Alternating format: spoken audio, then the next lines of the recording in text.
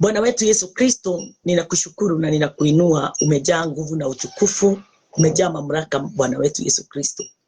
Wewe Bwana ni wingi wa utukufu na wingi wa mapenzi yako Bwana Jehova Jire imetufikia. Mungu wetu na Baba wetu, ninashukuru na ninafurahi ni kwa sababu wakati wowote Bwana Jehova Jire wewe ututazamao, watutazama na jicho lako la huruma, jicho lako la upendo, jicho lako la umoja, jicho lako Bwana Jehova Jire ya kutuhurumia na kutuponya. Pokea sifa ni kwa sababu sio wakati huu umeanza kazi hiyo. Hii kazi umeifanya miaka yako yote, maisha yako yote. Tumeona utukufu na ukweli ukitufanyia kazi. Asante Mungu wetu, na nikio mwathani igwaria uhoro wa utugi, nikio mwathani igwaria uhoro wa hinya uria mwathani Ngai Baba wikirite ngoro-ini ona meciria maitu. Baba witũ nĩ kwaria ngwaria ũhotani wothe mwathani Ngai Baba Jesu uria umaga thĩinĩ waku, na njarie ũhoro mwathani Ngai Baba Jesu wa uria ũiyũru waku mwathani Ngai witũ ũiyũrĩte thĩinĩ waku, na ithuĩ tũkawamũkĩra kũhĩtũkĩra wĩra waku ũrĩa ũtũrutĩire we mwene. Nĩndakũgoca mwathani Ngai Baba na nĩndakwambararia. Baba witũ Jesu, we nĩwe hitho na nĩwe ũthingu na nĩwe ũhoro wa ma, ona nĩwe mũkinyanĩria wa maũndũ mothe mwathani kũringana na ũrĩa wendete we. Ni wega Baba Jesu nĩ tondũ wa kahinda gaka kega watũhe ga gwĩkĩra na hinya mũndũ na ũrĩa ũngĩ, ga kũrutana guoya mũndũ na ũrĩa ũngĩ, ga gũtũma mwathani Ngai Baba tũkorwo na ngoro ĩmwe na hinya ũmwe ũrĩa umanĩte na kiugo gĩaku Ngai. Nĩndagoca rĩtwa rĩaku mwathani wakwa na ndakumia rĩtwa rĩaku, nĩ tondũ mahinda-inĩ mothe mwathani Ngai Baba we nĩwe wĩkĩraga mĩtũrĩre itũ mwathani Ngai Baba wagĩrĩru na ũkinyanĩru. Amũkĩra ngumo na ũgoci. Ndĩrahoera andũ aya mwathani Ngai Baba twĩ nao thĩinĩ wa wendani, turutithanagia nao wĩra o mũthenya mwathi witũ Jesu. Nĩndagũcokeria ngatho nĩ tondũ wĩra ũrĩa tũrutaga mũthamaki witũ nĩ ũgunaga ngoro cia andũ aingĩ mũthamaki, na makahona mĩtũrĩre yao ĩkagĩrĩra. Na ndio Bwana Jehova Jire ninakushukuru na ninakuinua, sababu Bwana Jehova Jire ni wewe umetufanya tukaweza kutenda haya. Wewe ndio umetufikishia Jehova Jire nafasi hii na kibali hiki kwa uwezo wako wote na kwa utukufu wako wote. Pokea sifa Baba yangu, pokea mamlaka yote. Bwana wetu umetupa mamlaka yote, nasi tumeyapokea Bwana Jehova Jire mkononi mwako, tukijua ya kwamba ubatizo wa Roho Mtakatifu, hiyo ndio Bwana Jehova Jire njia yako ya kutufanya sisi wote tuweze kuwa na kibali yote. Apokea sifa Bwana. Tunabarikiwa na neno lako wakati huu, na tunainuliwa na neno lako wakati huu Bwana Jehova Jire. Ninakushukuru Mfalme, ni kwa sababu ninajua ya kwamba chochote kiinukao juu ya neno lako ndio kiweze kupinga watu wako wasiweze kuelewa mapenzi yako. Ninakiondoa katika mawazo yetu na katika maisha yetu katika jina lako Yesu Kristo. Pokea sifa Baba yangu mtakatifu mwenye uwezo na nguvu. Wakati huu Bwana ninakuomba nikiamini ya kwamba sisi wote tutabarikiwa na tutapata uwezo wote na tutapata kibali chote, ni kwa sababu wewe ndiye utendaye mambo yote. Katika jina lako Yesu Kristo tumeomba na tumeamini. Amen. Katika Colossians 3 mstari wa 17 mahali tulimalizia ndio tuweze kuingia hapo pengine. Kuna jambo moja nimetambua ndani ya neno, ati wakati wowote tunaposoma neno la Bwana tunalisoma kwa sababu ndio liko na uwezo wote, ndio liko na nguvu zote. Kiugo kĩa Ngai nĩkĩo kĩna hinya wothe, ũhoti wothe, ona utugi wothe. Na wakati neno la Bwana limeingia ndani yetu, nilikuja kuelewa kuna mambo mengi sana ilikuwa inatubua mwili wangu. Kuna matatizo mengi sana yalikuwa maishani mwangu. Nilikuwa kipofu, nilikuwa mgonjwa, nilikuwa mtu mwenye hana nguvu wala uwezo wowote, lakini singetambua. Unajua nilitambua wakati gani? Nilitambua wakati ule nilianza kulisoma neno, wakati ule nilianza kuandamana na neno, na wakati nilianza kusoma na kuliamini lile neno, nilifurahi sana. Ni kwa sababu nilikuta mambo mengine yalikuwa imenikalia, imenisonga, hata ilikuwa imenibatiza jina ingine, majina mengi si jina moja. Lakini kwa sababu ya kulisoma neno na kuliamini na kutambua ya kwamba Hakuna kitu kingine chochote kinaweza kufanya mimi niweze kutambua wakati kazi ya Bwana inayofanyika ndani yangu, isipokuwa tu ni neno. Ukweli wateni nimwambie, hata kama tunapenda maombi sana, kuomba, kuna kitu maombi haiwezi fanya pasipo neno. Hivyo tu ndivyo tukiangalia katika kitabu ya Roman 8 mstari wa 2 na 3, kuna kitu sheria ilishindwa kufanya pasipo Christ. Kuna kitu kuna mambo Moses alishindwa kutimiza mpaka wakati ule Kristo alikuja. Kwa hivyo mambo mengine wakati tunapotembea juu yake, tunatembea juu yake pasipo kujua, lakini baada ya siku nyingi tunatambua mambo hayo yote kwa ukamilifu na kwa uwezo. Bwana asifiwe. Mambo mengi sana.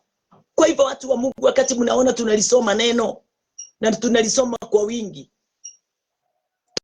tunalisoma kwa sababu tulikuja kutambua ya kwamba uzima ama uhai umefichwa ndani ya neno. Uhai wa hii nyama umefichwa ndani ya neno. Uhai wangu wa kuishi umefichwa ndani ya neno. Uhai wa kuponya magonjwa umefichwa ndani ya neno. Uhai wa kufanya mimi nituweze kukaa pamoja na watu katika umoja umefichwa ndani ya neno. Kwa hivyo neno ndio nguvu zote, mamlaka yote. Neno ndio. Na kusema neno ndio ni kusema Kristo Yesu ndiye ukamilifu wote katika maisha ya mwanadamu.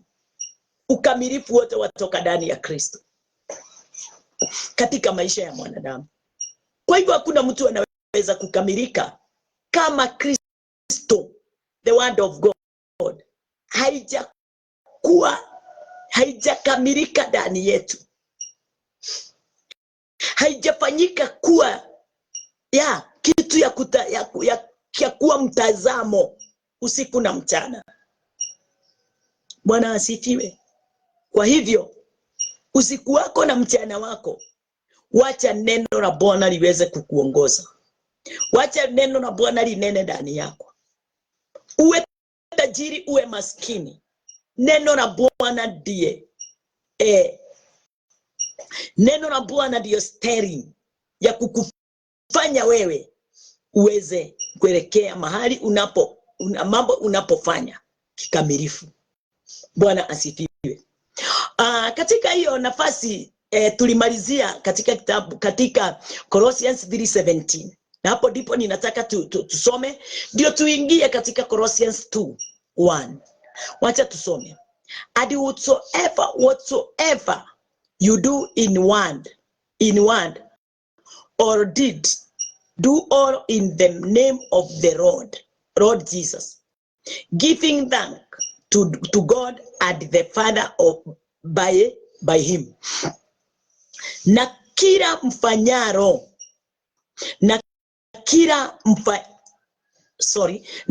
mfanyaro kwa neno au kwa tendo, fanyeni yote katika jina la Bwana Yesu, mkimshukuru Mungu Baba kwa yeye. Bwana asifiwe. Jambo lolote tufanyaro, jambo lolote tutendaro, jambo lolote tunenaro, tufanye katika Bwana, katika imani. Kwa sababu kuna mtu aliniandikia message akaniuliza, mtumishi wa Bwana, kukaa ndani ya Mungu ni kukaa aje? Naweza kaa namna gani ndani ya Mungu? Nikampatia tu jambo rahisi, kwa sababu kukaa ndani ya Mungu ni kuliamini neno lake na kuliamini vile lilivyo. Na wakati umeliamini neno, umemwamini yeye. Kama vile twakula chakula inaingia ndani yetu, inakaa ndani yetu, na hatuwezi sasa kuongea tuseme iko namna hii ama imekaa mahali hapa, lakini iko ndani ya tumbo yetu. Lakini na tunajua iko katika tunajua iko ndani ya tumbo. Vile inasiagwa, vile inafika kuwa waste, vile inatusaidia sisi hatujui. Lakini Mungu ajua hiyo kazi yote. Mungu ajua hayo yote vile inayofanyika ndani yetu. Bwana asifiwe. Hivyo ndivyo wakati lisoma neno la Bwana na kuliamini neno la Bwana, hakuna mtu ajuae vile inatenda kazi ndani yetu. Twajikuta mambo mengine tulikuwa tunashindwa, tunalemewa, imekatika mara moja na hatukumbuki tena. Ni mengi hatuyakumbuki tena. Tumetoka katika hiyo nafasi, yani hata hauelewangi. Unajikuta kitu ulikuwa kimekuwa mazoea katika maisha yako, hata haukumbuki, hauifanyi. Unajikuta yani kwani inaenda namna gani? Yes, hiyo yote inafanyika kwa sababu kuna neno limejificha ndani yako, na kwa sababu lile neno ndio uzima, lile neno ndio uhai, lile neno ndio litendalo kazi ndani yetu, na linatufanya tuweze kusimama. Linakuwa yani, linakuwa uwezo wote, nguvu zote, na linakupa mamlaka yote. Linakuhekimisha lile neno. Lile neno linakuhekimisha. Lile neno linakupa moyo wa kusamehea. Lile neno linakupa moyo wa kufungua. Lile neno linakupa uwezo wa kutenda mambo mengi. Wakati neno limeingia ndani yetu, linakuwa na uwezo wote na nguvu zote za kukufanya wewe uweze kuwa mtimilivu. Linakufanya uwe na hekima nyingi, uwezo mwingi, mamlaka. Yani unajikuta mambo yalikuwa yanakuweka uoga bereni jana, leo hauna uoga tena, na haujui uoga huo umeenda wapi, sababu neno ni ujasiri. Na wakati umemeza neno ama umekula neno na ukashiba, Kristo amejaa ndani yako. Ikamwambia kukaa ndani ya Kristo na Kristo kukaa ndani yako, ni wewe mwenyewe ulichukue neno, ulisome neno, uliamini neno, na lile neno unaloliamini, usiamini neno lolote lile halineni kuhusu kufa kwa Yesu, kuzikwa kwa Yesu na kufufuka kwa Yesu, na glorification ile Kristo aliweza kuionyeshana. Bwana asifiwe. Kwa hivyo mtu wa Mungu, asubuhi ya leo mimi naweza kukuambia kama vile 2 Timothy inatunenea ikituambia, Bwana asifiwe, kama vile Timotheo alinenewa akaambiwa ya kwamba akae katika neno, kama vile amekuwa katika neno kutoka utoto wake. Bwana asifiwe.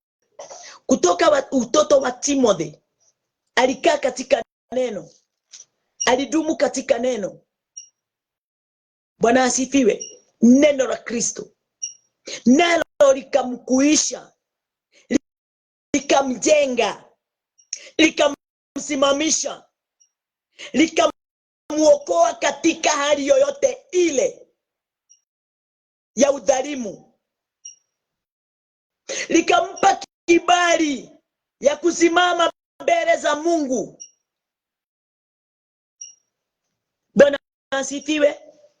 Haleluya. Akasimama kwa Bwana akiwa na ujasiri wote, kwa sababu ndani yake alipata kibali. Sababu ndani yake alisoma neno, nalo neno likawa msaada mkuu.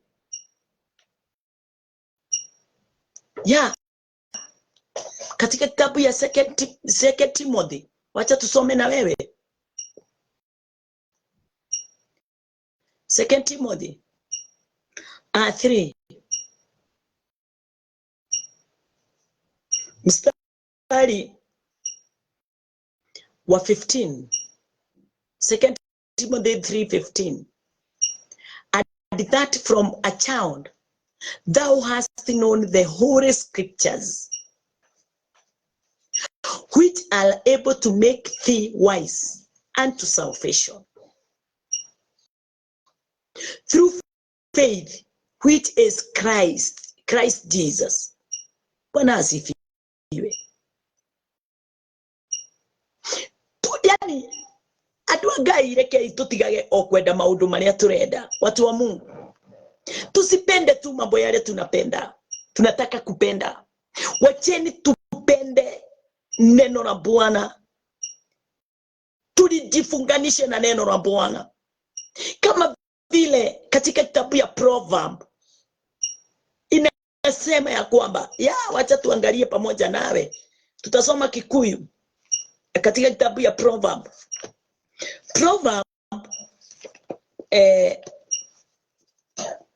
Na nena haya kwa sababu watu wengi wanafikiria kuhubiri ni kushinda wakihubiriwa mambo yale wanayoyahitaji.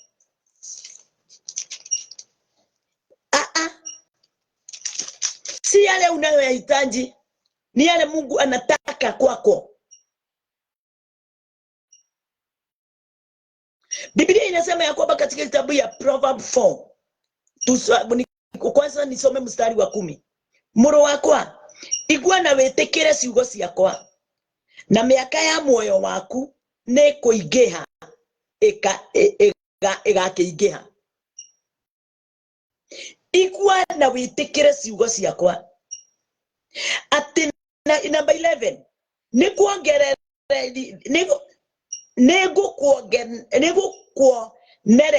nigukuonereria guthie na njira iria ya uge uria wama. Second Timothy inanena kuhusu vile mtumishi wa Bwana alikuwa katika neno, aligrow up ndani ya neno kutoka wakati alikuwa a child. Nao tunaona katika kitabu ya Proverb 4 inatunenea ikitoa mstari huo wa 10. Nitakusomea, acha kwanza nikusomee huyu wacha nikusomee, tutarudi Second Timothy. Katika hiyo Proverb, my dears, saingine tunaonekanaga kama hatuelewi mambo yale tunenayo, lakini twajua na twajua ni nini tunakipatia watu, na twajua ya kwamba ni wapi tunatoa mawazo ya watu wengi, na ni wapi tunafungua watu wengi kupitia neno la Bwana. Sababu watu wengi wamefungwa, watu wengi wamekuwa vipofu, watu wengi wamekuwa visiwi, watu wengi hawatambui. Inasema, hear, O my son, and receive my sayings, and the years of thy life shall be many. Hallelujah. Namba ya Kiswahili, mwanangu, sikiliza na usipokea kauli zangu, na miaka ya maisha yako itakuwa mingi. Kusikia sauti ya Bwana. Sauti ya Bwana kuisikia ni nini? Kusikia sauti ya Bwana ni kusikia na kuamini na kulisoma neno la Bwana. Sababu ni kwa nini? Sababu Mungu hapatikani wala haonekani wala hatabuliki kutokana na kitu kingine chochote isipokuwa tu neno. Neno la Bwana ndio nguvu, ndio uwezo na ndio mamlaka. Neno la Bwana ndio kiongozi. Katika namba 11, I have taught thee in the way of wisdom. I have led thee in light path. Nimekufundisha katika njia ya hekima. Neno ndio liko tu na njia na linatambulisha njia ya hekima. I have led thee in light path. Nimekufundisha katika njia ya hekima. Nimekuongoza katika mapito ya unyofu. Katika mapito ya unyofu. Haipatikani katika utajiri. Haipatikani katika kuwa na marafiki wengi. Haipatikani katika kuwa mjuaji wa kila jambo. Njia inayonyoka ama njia yani straight path, right path ni word of God. Neno la Bwana. Hallelujah. At when thou goest, thy step shall not be strengthened. And when thou learnest, thou shalt not stumble. Hey. Ati uendapo hatua zako hazitadhikika, wala ukipiga bio hutajikwaa. Kwa sababu anayekuongoza anakuongoza katika njia ya unyofu. Hallelujah. Bwana asifiwe. Number 13 inakwambia, take first hold of instruction. Let her not go. Keep her, for she is thy life. Mkamate sana elimu. Tunasoma neno. Hatusomi neno wala kitabu ingine yoyote. Tunasoma Biblia. Ndio inatuongoza. Ndio inatuelimisha. Tena ndio iko na uzima. Atemkamate sana elimu. Si elimu ya shule. Ni mafundisho ya Biblia. Mkamate sana elimu. Usimuache uende zake. Usimuache aende zake. Usiachilie neno la Bwana. Usikubali kulipinga neno la Bwana wakati linaponena ndani ya moyo wako. Shikilia neno la Bwana. Jifunganishe na hilo neno la Bwana. Na ukifanya hayo, wewe na Mungu, wewe na Kristo Yesu, wewe na Roho Mtakatifu mmekuja kuwa mmoja. Hallelujah. Mkamate sana elimu. Usimuache aende zake. Mzike, maana yeye ni uzima wako. Word of God is your life. Bwana asifiwe. Kwa hivyo wakati utapokapo lishika neno la Bwana vyema, utakuwa na hekima kuu kuliko vile ulivyo. Njia zako zote zitanyooka. Katika another proverb, Proverbs 6. Faida ya neno la Bwana na uzuri wa neno la Bwana inakuhekimisha. Unapata knowledge iliyo kamili, hekima iliyo kamili, understanding iliyo kamili, na hapo revelation ya kazi ya Mungu ile ilikuwa imefichwa inaanza kuchipuka ndani yako. Sababu umepitia katika the right path. Right path, njia ile mzuri na njia ile imenyoka ni neno la Bwana. Bwana asifiwe. Katika Proverbs 6 mstari wa 20 inakuambiaje? Proverbs 6:20, my son, my daughter, we are sons of God.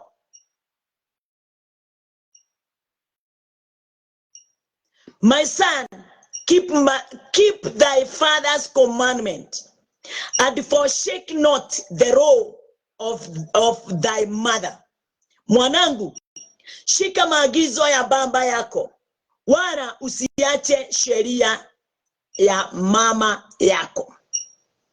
Shika maagizo ya Mungu na usiachilie sheria ya Kristo. Sheria ya Kristo. Number 21. Bind them continually upon thine heart, and tie them about thy neck. Yafunge hayo katika moyo wako. Wacha neno la Bwana likuwe msaada, kiongozi ndani ya moyo wako. Usikubali neno la Bwana lijiendee pasipo msaada kwako. Wacha liwe msaada, litakuponya, litakufungua, litakuelimisha, litakuhekimisha. Bwana asifiwe. Litakupa uzima, litakufanya uweze kuwa na knowledge hii kitu tunaita word of wisdom. Utakuwa na word of knowledge. Bwana asifiwe. Wakati linapoingia ndani yako, linajigawa vipande kulingana na vile linafaa kukusaidia katika maisha yako. Haleluya. Itakufanya uweze kuwa na matunda ya Roho. Fruits of Holy Spirit. Bwana asifiwe. Itafanya uweze kutambua ama kufafanua mambo yale yafaa uweze kupitia mapito yake, na ile haifai utaachilia mengine hata kama inaonekana iko na faida, na utafuata mengine hata inaonekana ni kitu rahisi, lakini kwake hiyo rahisi ndio msaada wako wote, ndio nguvu zako zote, ndio uwezo wako wote. Ikitamkwa kama vile ninatamka, haina faida yoyote, sababu wewe unataka kuambiwa umebarikiwa, kesho utapata gari. Toa tithe, ndio mkono utoao ndio ubarikiao. Tunafuata mambo mengine, neno la Bwana takatifu tunalibadilisha, linakuwa yani kitu ingine, linakuwa kazi ni kama kazi ya Shetani, sababu tunataka lifanye kazi kulingana na vile tunataka, lakini hatutaki lifanye kazi ndani yetu kulingana na vile Mungu anavyotaka. Haleluya. Ajejitolea ndio nawe bariki kazi ya Bwana ndio nawe ubarikiwe. Wale hawaendagi kanisa wamebarikiwa kwa nini? Wale hawajaokoka na vile wamepanuka, kwa nini wamesonga na wamekuwa matajiri wakubwa? Bwana asifiwe. Na hawatoagi tithe, hawatoagi sadaka, hawaendagi kanisa, hata ni wakorofi wengine wao. Watu wa Mungu, wacha kukaa katika madaganyo ya mahubiri isiyo na msingi. Bwana asifiwe. Usidanganyike. Amini neno la Bwana. Na wakati utakapoamini neno la Bwana, kuwa na mtu wa kukufafanulia, sababu mambo yale yametiwa ndani yetu ni machungu, na kila wakati tunapoyatazama tunaona Mungu mwenye hana uwezo, sababu kila ulisikia rasia na ukaambiwa itafanyika, mpaka wa leo miaka 10 haijafanyika. Bwana asifiwe. Lakini kwa sababu ulikuwa unafurahishwa na ulikuwa unapewa kile moyo wako unataka, saa hii sasa umekufa moyo, kwa sababu haukupewa Mungu, ulipewa kile ulihitaji. Naye yule anakupa, alikupa kile naye anataka. Bwana asifiwe. Watu hawapelekwi kwa Mungu, watu wanapelekwa njia za watu. Neno linasema ya kwamba yafunge hayo katika moyo wako daima, sio moyo wako tu, ni daima, etano. Jivike hayo shingoni mwako. Bwana asifiwe. Usitoke katika neno. Utembeao neno, ulalapo neno, upumzikao neno. Wacha liwe ndani yangu na ndani yako, likiwa na uwezo, likiwa ndio linalia Amba Father ndani yetu. Roho wa Bwana kupitia neno la Kristo Yesu liwe linalia ndani yetu Amba Father. Hallelujah. Number 22.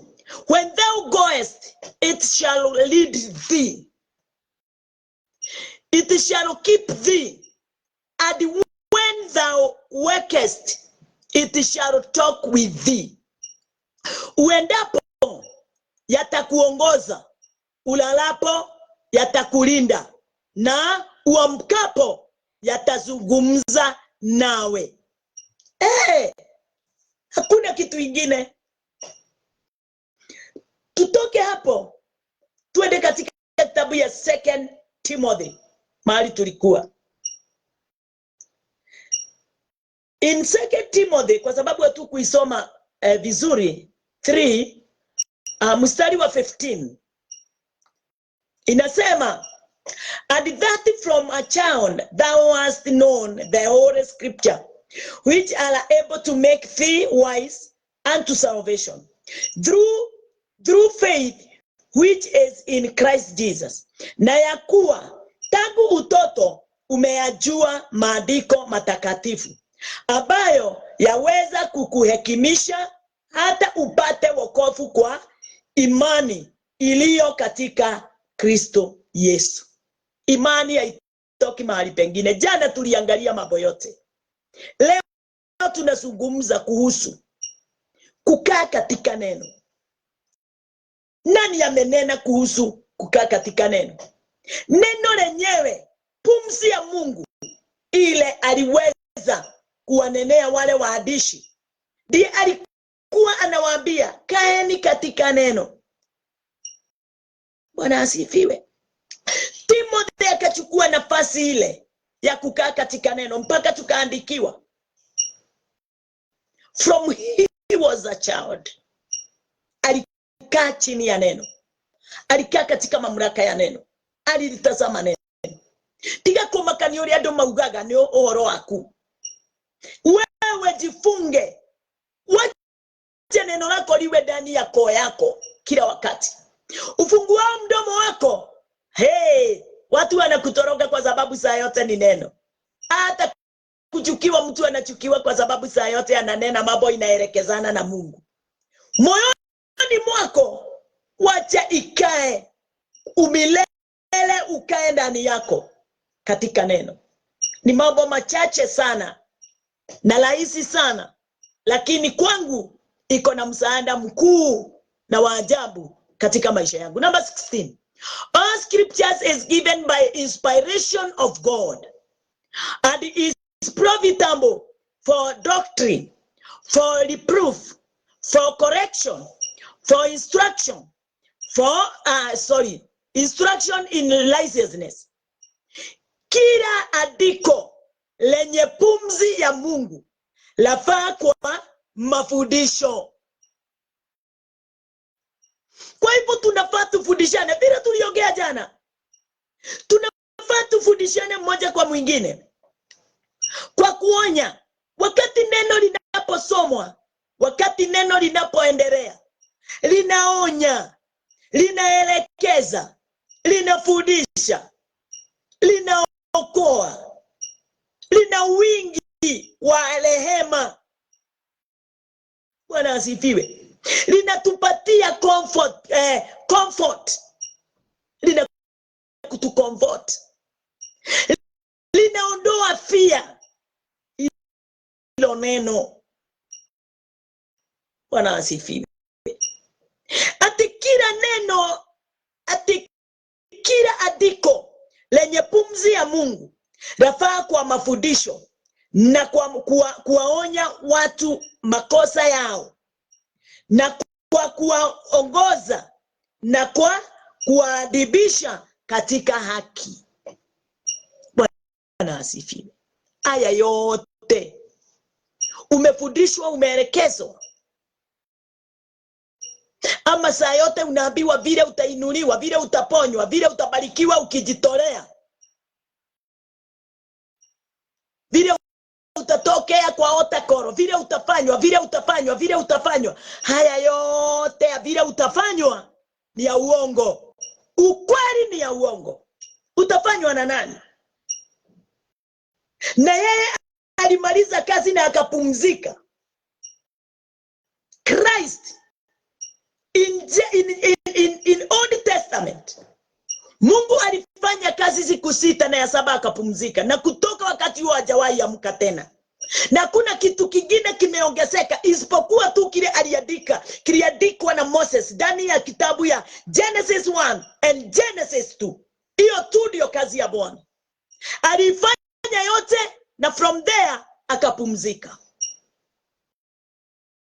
Yesu Kristo naye 3.5 years alifanya kazi katika ulimwengu wakiwa pamoja na mitume. Na wakati alifanya katika kitabu ya John, tunaona Yesu amesulubishwa. Haleluya. Tunaona katika kitabu ya Hebrews, wakati alipomaliza kazi ya kuokoa ulimwengu wote, alikaa katika mkono wa kulia wa Baba, akigojeshwa maadui wake wote wawekwe chini ya miguu yake. Mpaka wa leo Yesu Kristo hajatoka katika mkono wa kulia wa Baba. Amepumzika pale. Na wale wote wameamini hiyo kazi ya Kristo wamepumzika pamoja naye katika mkono wa Bwana wa kulia, hata kama wako katika ulimwengu wakiwa na mwili. Kukaa pamoja na Kristo katika mkono wa Bwana wa kulia huko mbinguni si kukufa. Si lazima ukufe. Na ndio ninakuambia soma neno ndio uweze kutambua kile kimefichwa. Sababu mimi nimekufa pamoja na Kristo, nimefufuka pamoja na Kristo. Yaani nimezikwa pamoja na Kristo na nimefufuka pamoja na Kristo. Na sasa kwa sababu ya kuamini hayo Yesu aliyoyatenda, mimi tumepumzika pamoja naye katika mkono wa Baba wa kulia.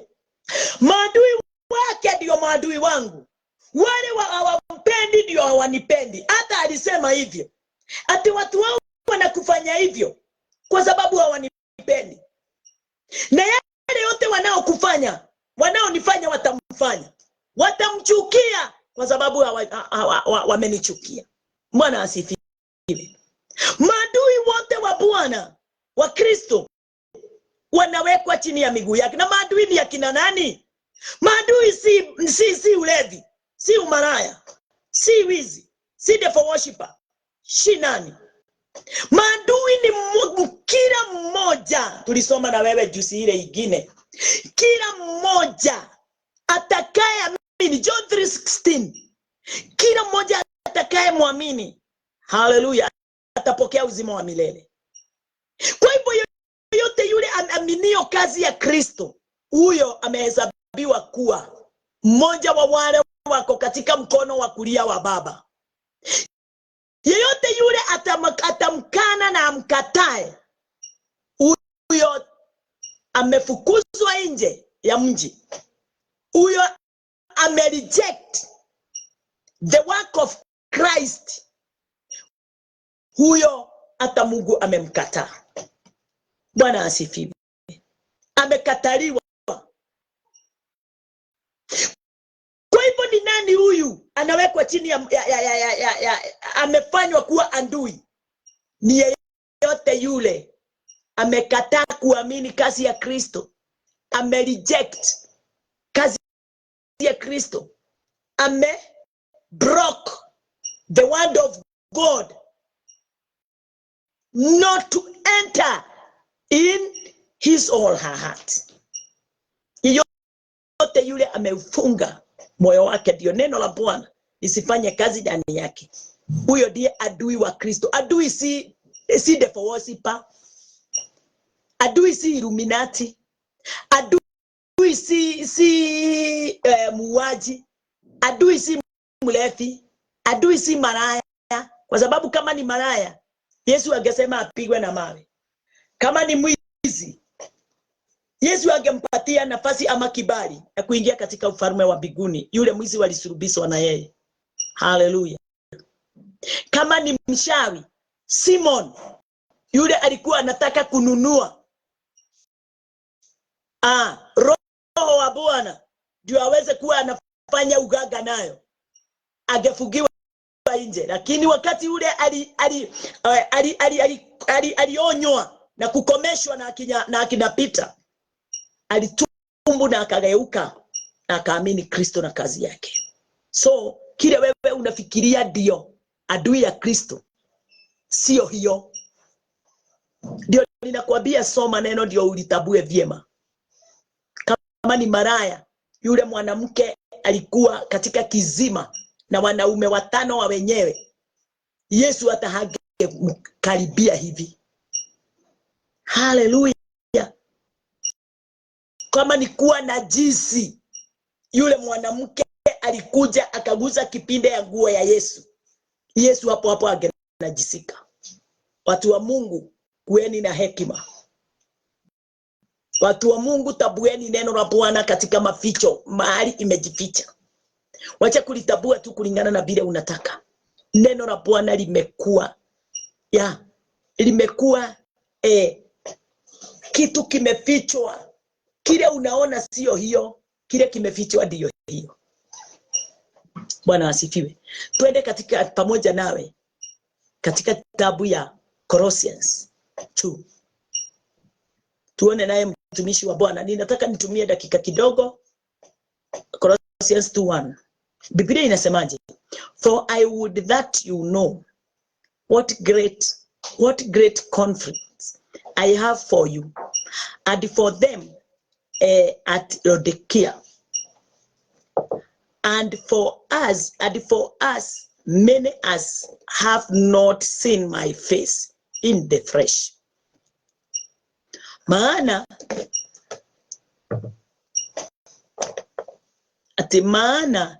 nataka ninyi mjue jinsi ilivyo kuu juhudi yangu nilio nayo kwa ajili yenu na kwa ajili ya wale wa Laodikia na wale wasioniona uso wangu katika mwili. Huyo ni Paulo alikuwa anaongea. Number 2, that their heart might be comforted, yes, being knit together in love, and unto all riches of the full assurance of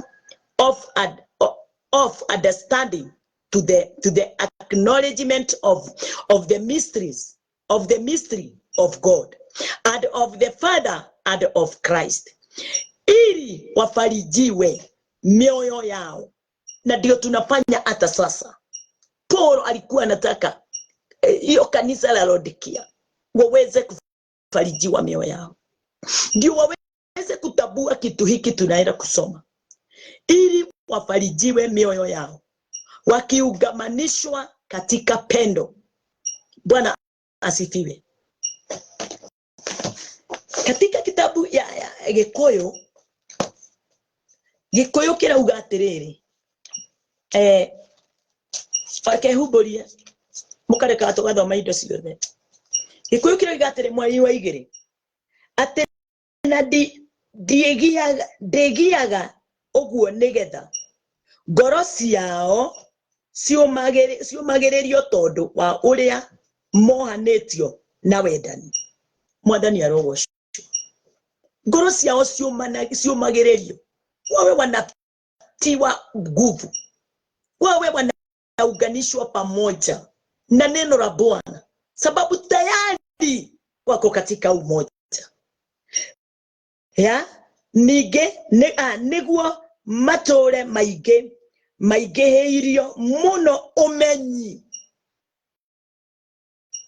hatari na mathangania ona hanini, o nginya makamenya wega uhoro uria wa hitho wa Ngai na niguo Kristo. Yes, ndio tunakutananga kila wakati, ndio tuweze kutambua mambo yale yamefichwa, mystery, kwa sababu ndani ya Kristo kuna mambo yamefichwa. Na ndio neno inasema ili wafarijiwe mioyo yao wakiungamanishwa katika upendo, wakapate utajiri wote wa ufahamu kwa hakika, wapate kujua kabisa siri ya Mungu, yani Kristo. Siri yote imefichwa ndani ya Kristo, na tunafaa tutabue Kristo na kazi yake na matendo yake makuu. Bwana asifiwe. Neno sio lile tunajua, neno ni lile limefichwa, na usipojua vile utalitabua lile limefichwa, utakuwa tu katika mapenzi yako wewe peke yako. Na hivyo ndivyo makanisa ilivyo. Number 3, in whom are hid all the treasures of wisdom and knowledge. Abaye ndani yake yeye hazina zote za hekima na maarifa zimetistirika.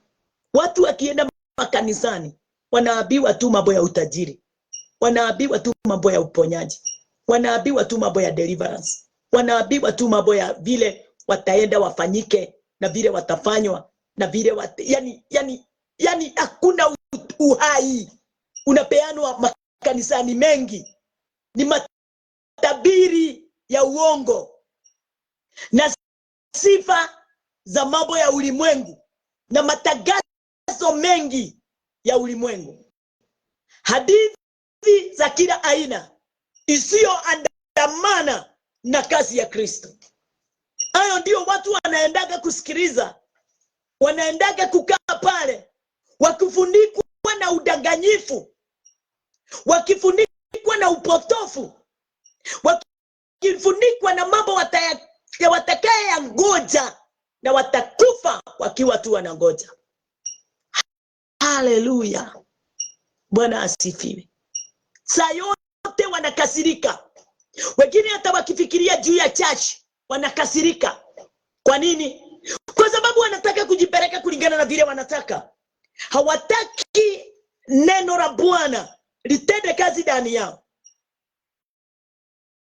Haleluya. Wako na mioyo ya kutaka tu kuinuliwa na kuwekwa chini. Si Mungu atainuliwa. Kwa hivyo Kiswahili, abaye ndani yake yeye hazina zote za hekima na maarifa zimesitirika ndani yake.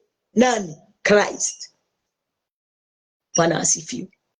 Usipotambua mambo yale yote unafikiria ni ya Mungu. Biblia inasema ya kwamba Mungu alimpa mwanae, alimpa Christ. Kila kitu kiko mkononi mwa Kristo, na watu hawataki kumtambua yeye. Watu hawataki kujua ni nini na nini na nini na nini na nini kimefichwa ndani yake. Na uwezi tambua mambo hayo kama wewe sio mtu wa kulisoma neno, kuliamini neno na kufuata neno. na kuhitaji na kukubali kufundishwa, kuelekezwa. My dear, tutaongea mambo haya tukijua ya kwamba mapenzi ya Bwana ni haki. Bwana asifiwe. Number 4. And this I say, lest any man should beguile you with the enticing ones. Nasema neno hili mtu asije akawadanganya kwa maneno ya kuwashawishi. Na hiyo ndio imejaa makanisa, hiyo ndio imejaa mioyo ya watu wengi, mambo ya kuwashawishi, madanganyo, enticing, kuhenerelio, ukagusio tutago koria gusagio na bebe ikaingira giterenge handu hau ndeko imarege. Andu aingi marauma thamaki-ini wa Ngai makaingira thamaki-ini wa nduma, ni tondu wa tamaa na kuwa enticed.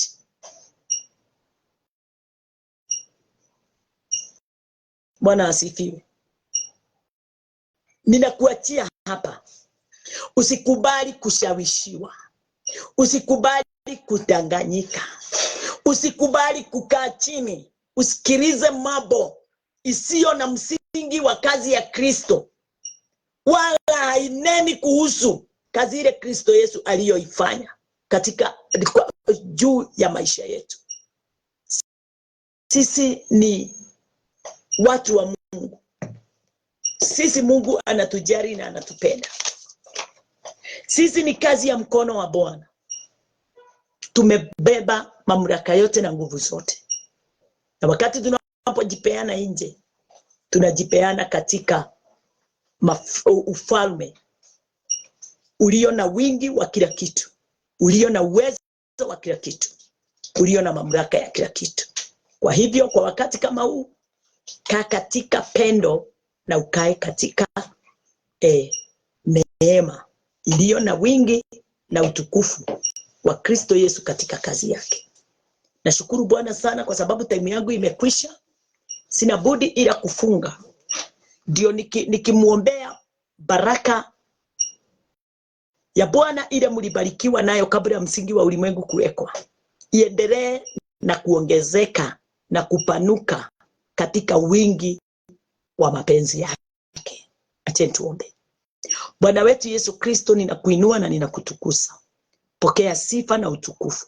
Asante ni kwa sababu wakati tunapotambua na kujua neno lako ni dhahiri, na hakuna wakati tutakapotambua mapenzi yako kama hatutatambua neno, kama hatutapokea revelation, kama hatutakuwa na wingi wa neema yako ndani ya mioyo yetu. Ndio Bwana Jehova Jireh liweze kuwa linatuongoza. Wakati tunapolala linalala pamoja nasi, tukiamuka linaamuka pamoja nasi, tukitembea linatuongoza. Nani kama wewe Bwana Yesu wetu Yesu Kristo? Na tunajua na tunaelewa ya kwamba uponyaji wote wa aina yote watoka kwako, sababu wewe ndiye ulipewa mamlaka yote iweze kutawala katika maisha yako. Leo hii Bwana Mfalme, nimepokea vyote, nimepokea vyote Bwana. Nimefundishika na mengi na nitaendelea kufundishika.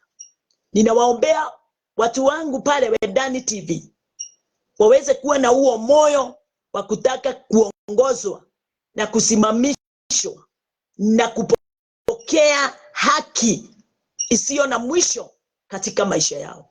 Ninawabariki wakienda kazini mwao, ninawabariki wengine wakienda mafellowships, ninawabariki wengine Bwana Jehova Jireh wakitulia katika manyumbani mwao.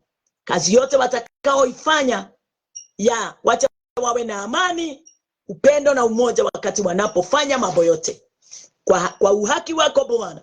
Wewe ndiye mtangulizi wetu. Hili neno wacha liwe linafanya kazi na watu watambue vile neno lifanyavyo kazi ndani yao, sio vile mambo yale mengine yote waisikiao waitambuao inafanya kazi ndani ya maisha yao. Neno tu ndio lafanya mambo tofauti na mambo mengine yote ya ulimwengu. Pokea sifa kwa sababu wewe ndiye lile neno, wewe ndiye ule uhai, wewe ndiye ule uzima, wewe ndiye ile uponyaji. Mungu wangu, pokea sifa Bwana na utukufu, na ni katika jina lako Yesu Kristo tumeomba na tumeamini. Amen, amen, amen.